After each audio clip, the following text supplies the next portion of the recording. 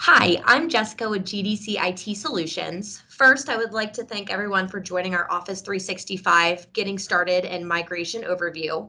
Our speakers today include Jim Moore, Senior Systems Architect, Josh Cantrell, Infrastructure Architect, and CJ Kozarski, Solutions Director for Application Services. At this point, I will turn it over to Jim to get started. Good morning, everyone.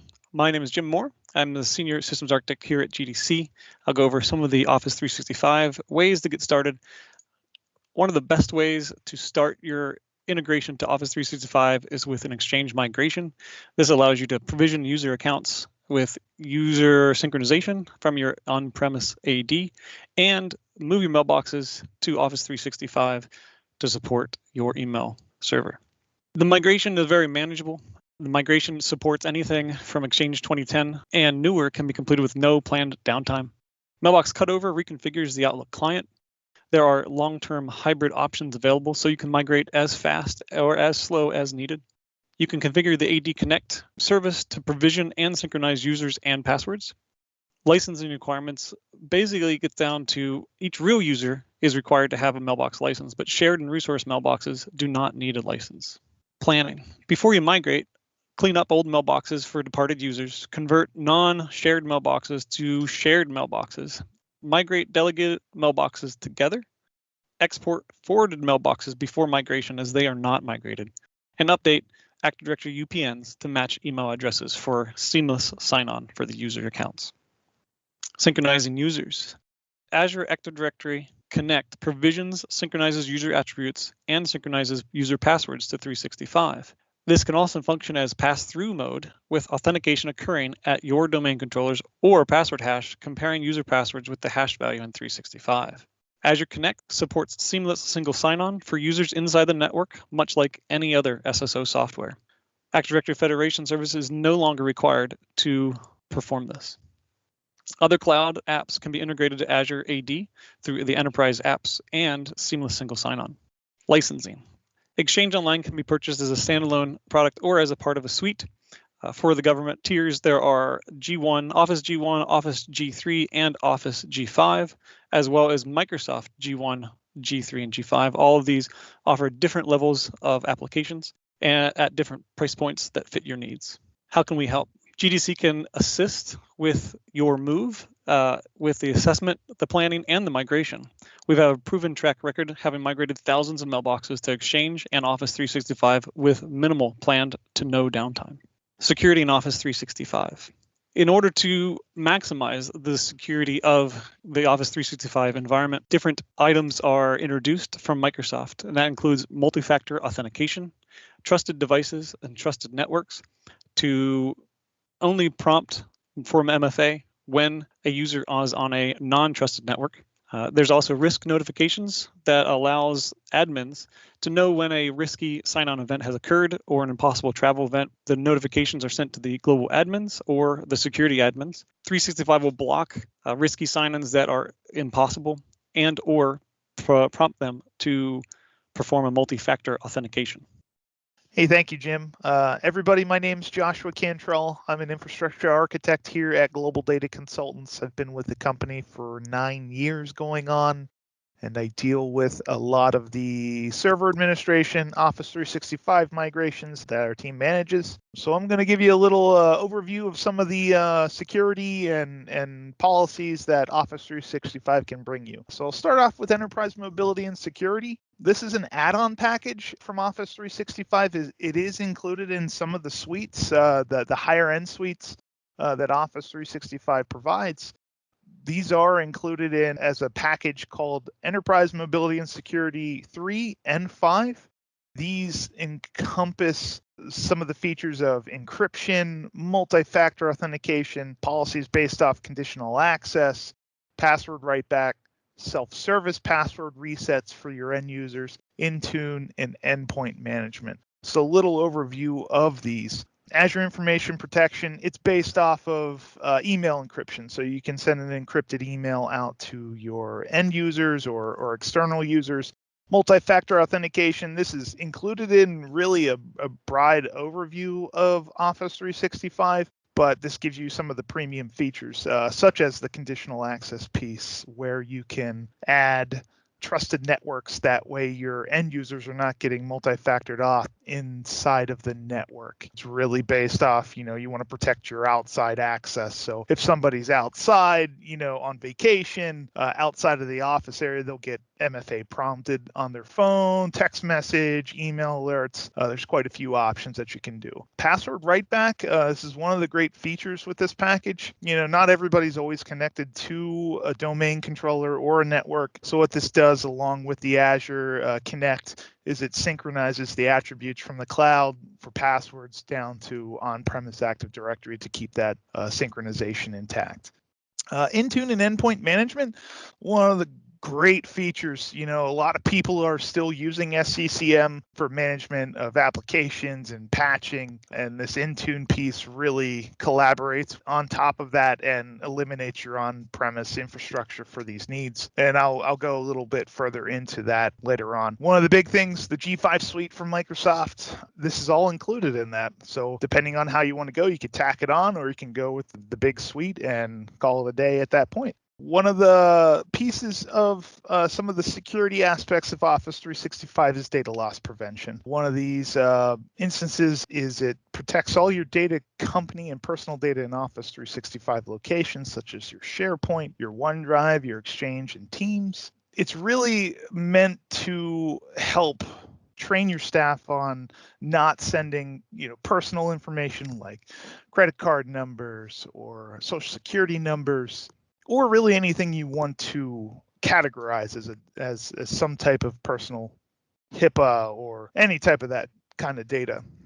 Planning, you can pre-configure all these policies prior to rollout. So you can sit and plan, you can test these policies. It's really all the big planning piece of determining what data is sensitive. These conditions kind of go in at the beginning of what I was explaining. For the planning, you can create certain conditions if a user submits, more than one or two or three types of documents, then it'll be flagged as a data loss prevention alert, and somebody would get alerted based off of that via email. The end users will get alerted as a policy tip, which I'll explain going further.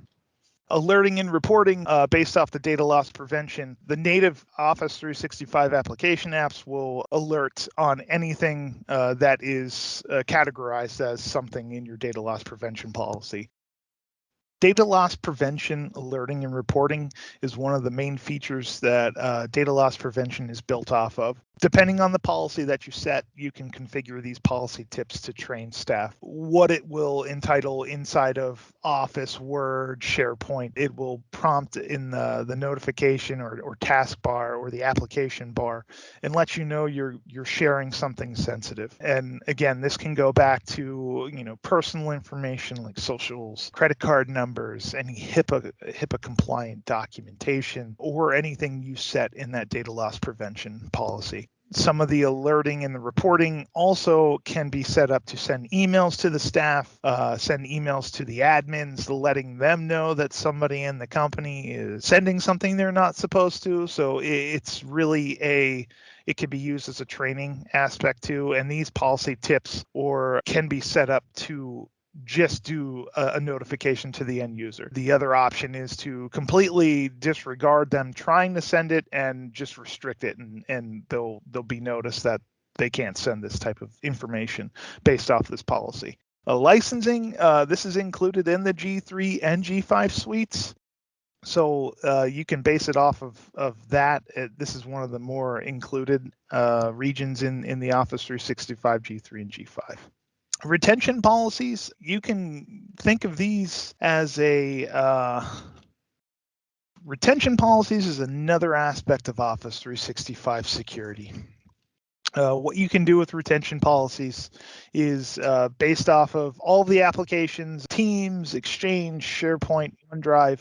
You can choose to set a base retention depending on what your company or organization requirements need. 1 year, 3 year, 5 year, forever, where it will retain anything. If anybody tries to delete it, it just won't delete it on the back end. There's also other retention pieces built into Exchange where it kind of flows into the archiving aspect of email. There's certain roles that you can configure that, whether you want automatic deletion of emails after 2 years, auto forwarding emails to the in-place archive, certain things like that. In-place online archives are a well-known piece that a lot of users like to have so they can clean up and organize their mailbox. These retention policies, like I said, will automatically archive email based on retention policies that are set by the admins.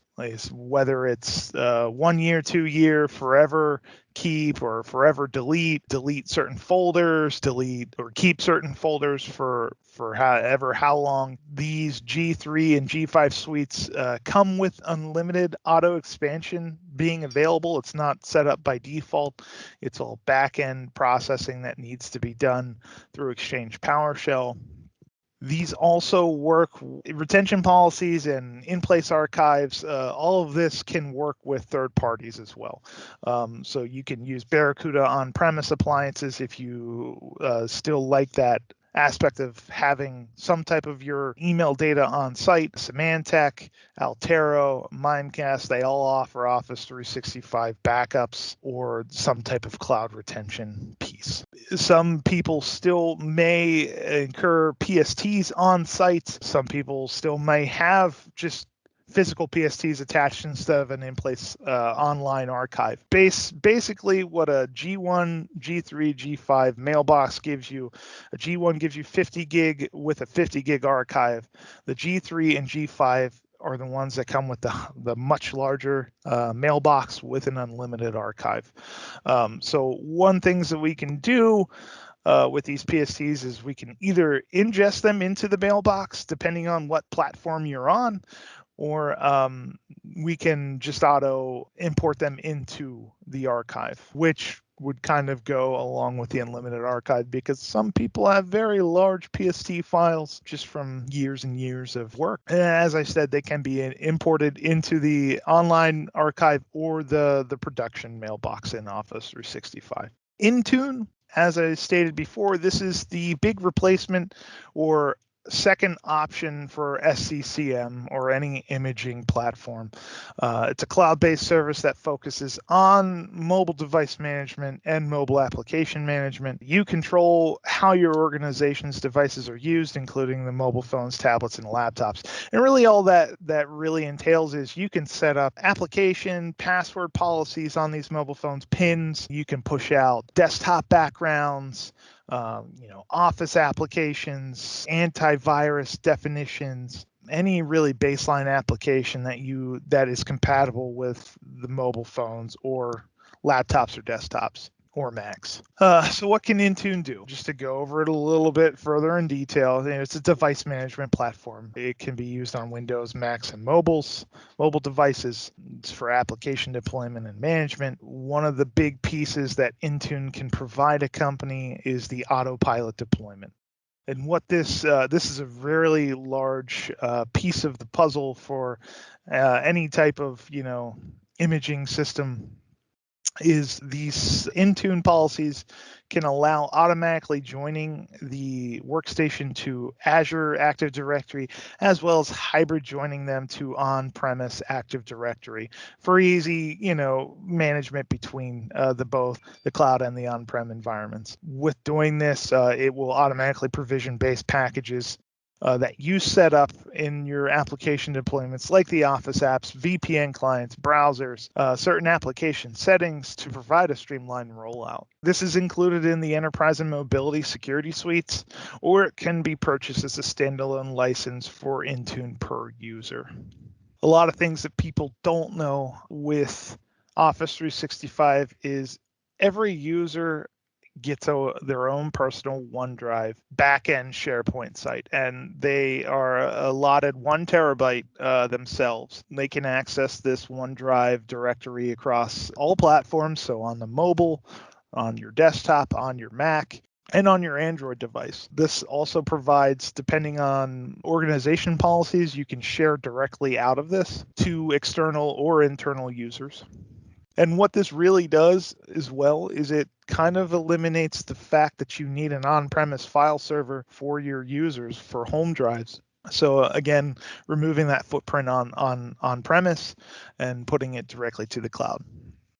OneDrive, the latest versions, they support the well-known Windows backup folder. So automatically, and this can be based off policy as well with Intune, or it can be done manually. You can back up your desktop, your pictures, and your documents. We all know everybody stores everything on their desktop. It's just the given thing that people are used to doing. So this kind of gives us the opportunity to catch anything that might be missed that's really important to an end user. That kind of goes into a little spiel about backup. Office 365 backup. I'm sure you've seen it before. You probably think it's being backed up in the cloud.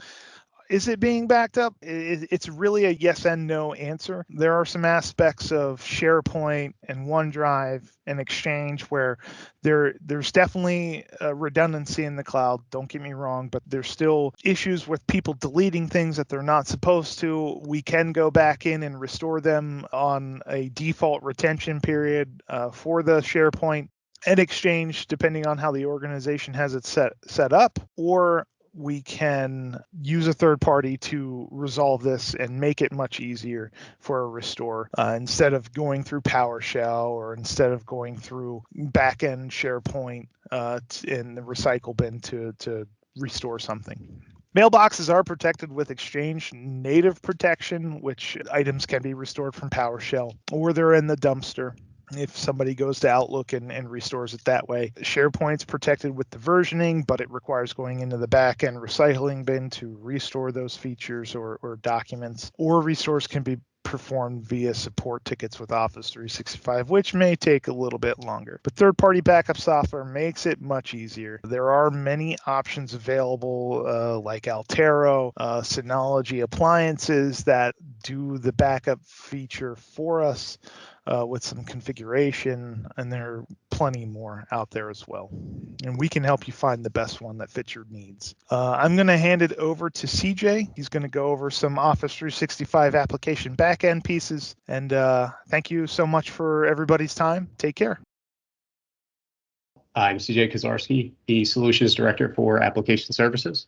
As a brief overview, while the service offerings are pretty vast, there are three main platforms we like to cover when organizations are looking to consider Office 365. Those areas are SharePoint, PowerBI, and Azure DevOps. You may have vetted them in the past, but these platforms now become much more approachable and capable since security and content integrations bridge right from Azure AD.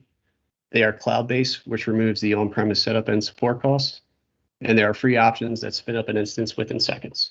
Starting out with SharePoint, SharePoint is one of the more familiar and straightforward services since it has been around for nearly 20 years, as hard as that is to believe.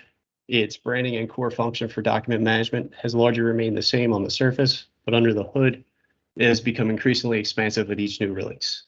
There are a number of automation features and integrations that organizations can take advantage of. Some examples of the more popular functions are processes and workflows being automated via Power Automate, which is part of the Power Platform, seamless integrations with Microsoft Teams for cross-channel content sharing, and secure external file sharing, which means no more need for separate Dropbox shares or FTPs to external users. And that's just to name a few. One thing to keep in mind, in order to leverage these features as efficiently as possible, from the outset, there are a number of best practices that should be applied when designing out your organization's repository security and metadata structures. This makes governance over future implementations and maintenance much easier in the long term. SharePoint may be primarily known for document storage, but using any combination of its advanced features, it can substantially reduce your organizational overhead. Power BI is Microsoft's data and analytics platform. That is the cloud offering meant as the successor to SSRS. If you have used SSRS in the past, this evolution from Microsoft made report development and consumption exponentially easier, while also making it much more powerful. With Office 365, internal and external data source integrations for reporting become seamless, so analysts and developers can merge data sets they need to rapidly iterate as fast as possible.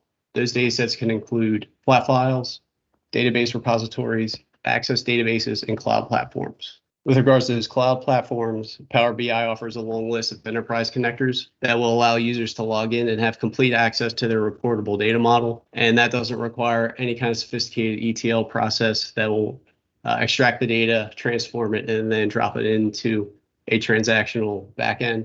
This can go right into the cloud platform dataset. With regards to accessibility, whether it be mobile, tablet, or desktop, your organization can view its data anywhere. Data subscriptions can be configured to deliver updates as frequently as every 3 hours if needed. As these updates occur, users can even opt in to receive notifications that new report data is available should they need to know. And lastly, in terms of ROI, organizations tend to see the most rapid return from Power BI due to the insights they can get from even a simple dashboard release. And from there, it just continues to layer on with more and more extensive insights. As an example, here at GDC, we rely heavily on Power BI to calculate and provide utilization and financial data across a crucial set of dashboards. These implementations have helped take what were manual reporting tasks that took days to compile and verify into Excel and reduce them down to nightly processes that take seconds to execute. Lastly is Azure DevOps. ADO is Microsoft's application lifecycle management tool, otherwise known as an ALM. It is meant to be a comprehensive platform for source control, project management, system testing, and continuous integration and deployment. Internally here, we have depended upon this platform for the last 6 or 7 years, and it has been crucial in our ability to scale while also remaining accurate in our product delivery. For obvious reasons, this has been especially battle tested over the past year, and we can confidently say we are much more efficient as a result of this tool set. Due to the learning curve of implementing an ALM strategically, Microsoft offers subscriptions for up to 5 users for free, and that's with very limited restrictions on the overall tool options to try out to see if it is right for your team. And you can see there in the middle slide that it provides the options of what the basic plan would be, and you only start incurring charges once you go over the 5-user limit. While not only modernizing organizational practices to be more agile, even a migration to 1 or 2 of these services in the cloud can substantially reduce operating costs in contrast to using a fragmented set of tools. This can be just migrating over your source control, which could be an internal Git or SVN that moves out to the cloud, so you can turn off that internal source control server and absorb those licensing costs, or something like Microsoft Project that your project managers are using in a fragmented way. That can all be consolidated into the Azure DevOps boards, just to name a few options there. And lastly, to touch on reporting, one of the lesser known features in ADO is dashboards. With dashboards, project and team tracking can be completely customized to provide the necessary high and low level metrics, priorities, and obstacles. While dashboards are very robust, using enterprise connectors, this data can also be imported into Power BI for even deeper analysis across the entire organization. Thank you, CJ. On behalf of GDC, I would like to thank everyone who joined us today. If you have any questions or would like to set up a free consultation to discuss your unique migration needs, please email our team at sales@gdcit.com or call us at 1-866-966-4562. And have a great day, everybody.